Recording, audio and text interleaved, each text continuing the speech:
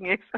And if you want to share any more reflections on that, on your relationship or your... Oh, well, I don't think it got off to a good start because we met during those times when we were having those film nights in Kindness House, and somehow or another I kept forgetting people's names, and I remember Natalie getting rather cross with me because I'd forgotten her name.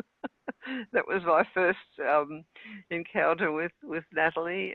Yeah, but she was a great person, so full of energy, and I couldn't believe how well she cooked. I think that was one of her great achievements, really, was the ability to feed people. Yeah.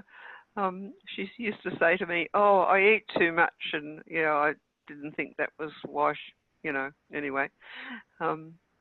Yeah, so yeah, that's about all I can say, I think.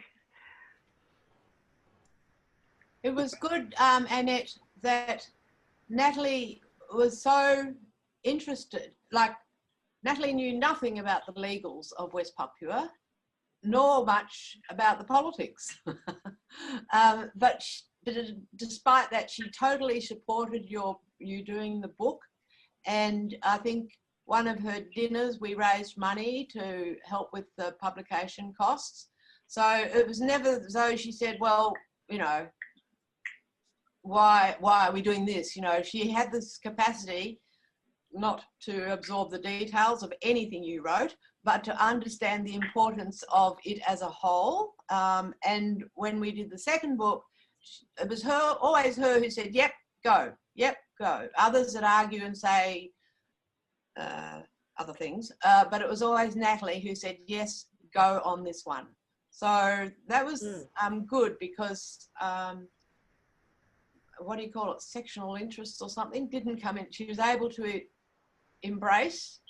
I know with Jacob, she doesn't understand half of what he's talking about in terms of political progress, but she's always really, really supportive of anything that he says. And as soon as he needs money for an airfare, I just say, don't tell me, ring Natalie, she's the treasurer.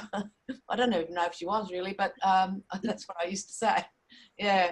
So it was an ability to be really interested even in something like Annette's book, which she wouldn't ever read, she would never understand. It wasn't slightly interested, but pushed anyway because she could grasp the importance of it. Yeah. Just shows the importance. That's lovely to know. I didn't know that. No, that's interesting. I mean, if anyone could understand it, I'd be surprised. But anyway. Yeah. Oh, lots of people are using your book, but this was just not people like Natalie, who just couldn't read it, basically, and would never even bother to try, but still grasped the importance of it and pushed and got that money for its publication. Yeah. It just reminds lovely to know, yes, of the biblical concept of, working as the body of Christ. We all have a different role in the office, don't we? And how important all those differences are, and not to try to be what you're not. Yeah.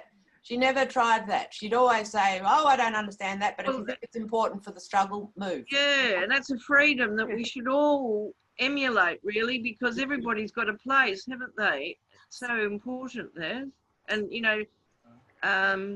Annette's important contribution's amazing, isn't it? She doesn't value it, I don't think, for what it is, but all the different combinations of the gifts people bring to the office.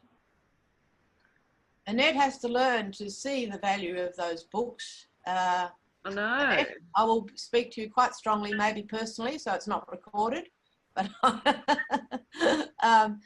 those books now are crucial, okay? They have been for people like me and others that I know since they were written, but from now on they'll become much more kind of sort of general, I think.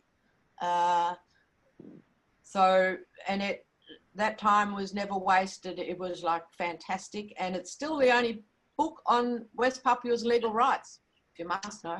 Amazing. Mm. Amazing. Oh, well, thanks for that anyway. Well, Linda, have you got anything you want to share, Linda? Yeah, I found with Natalie, she just had, like, you know, I thought at first, oh, we get along so well, but I think it happened with everybody. Like, she was just open and friendly to everybody, and she was like a big mama. Like, you felt really comfortable around her and included. So, yeah, like, you know, helping her out, I knew that she was going to give me direction. So I was helping her out with the cooking.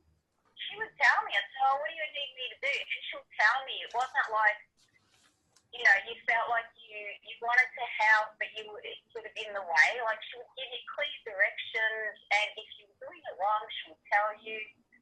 And, you know, it just sort of like, you were included straight away because, you know, she sort of, she didn't mind speaking honestly, but, you know, not in a way that you felt offended.